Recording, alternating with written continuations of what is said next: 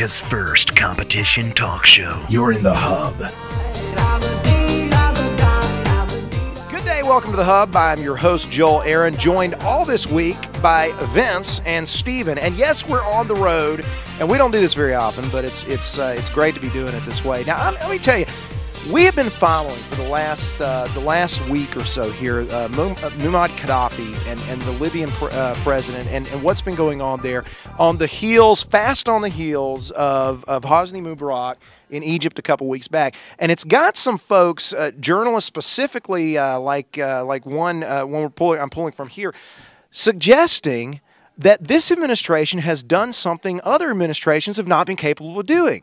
Used to, America was just cynical.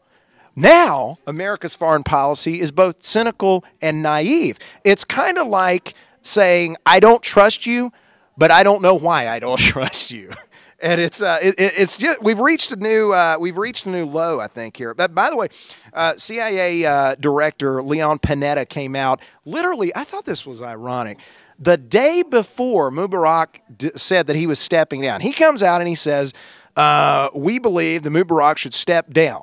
24 hours later, he steps down. You know, he entered this job. They were saying that he knew less about the Central Intelligence Agency than he would need to know to win a game of Clue. Well, now apparently overnight it's like he's calling the shots in the pregame show before the game even starts. He's gotten phenomenal at this. Whoever he's talking with.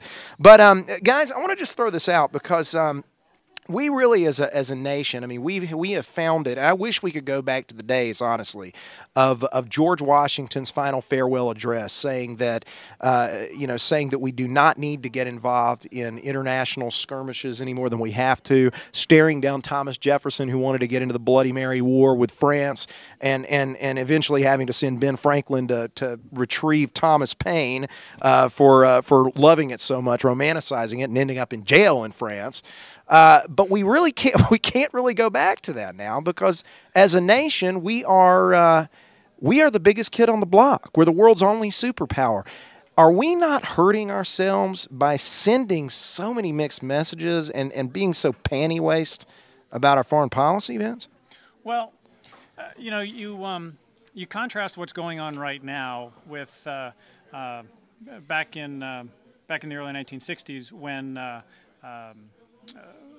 JFK went to Berlin, and he said, "Ich bin ein Berliner," which I think Eddie Izzard actually means "I am a donut." However, really, what he was saying was that he in the United States stood with the people of the West against the Soviets, and that's who loved donuts. He loved them more. I don't think they had Krispy Kreme at the time. No, they didn't, or they would have loved them more. Fought a war over that. But you contrast that, or Reagan taking a stand and saying, Mr.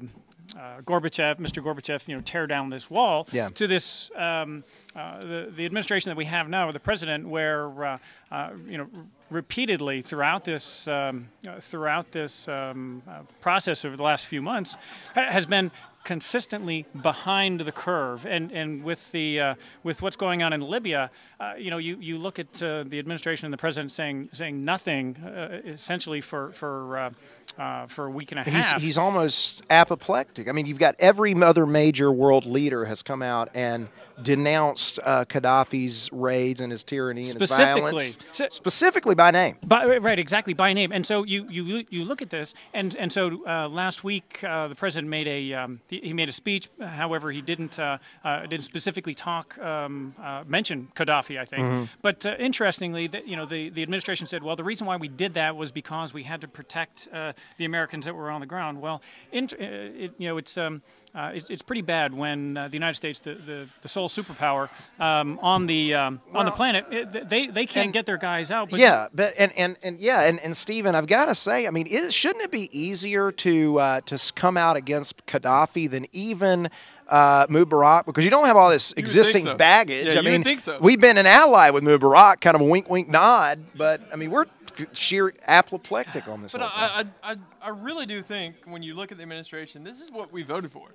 When Obama was talking about the fact that you have this false hope, and you truly are getting that. I think you're getting almost a next generation Jimmy Carter in a lot of ways. Yeah. Someone who wants to take a stand on his vocal skills, but he has nothing else to back it up with. And when you have no solid ground to stand on, what else is there to do? I mean, well, and you bring up a good point, because I mean, I've been saying this for 3 years, both on the radio and off. The man is he's a moral relativist. He's a humanist. He's a moral relativist. He's a postmodern. At the end of the day, I mean, I pulled this out of his own book, The Audacity of an Original Thought, which came out a couple years before he won the presidency, and basically he said this.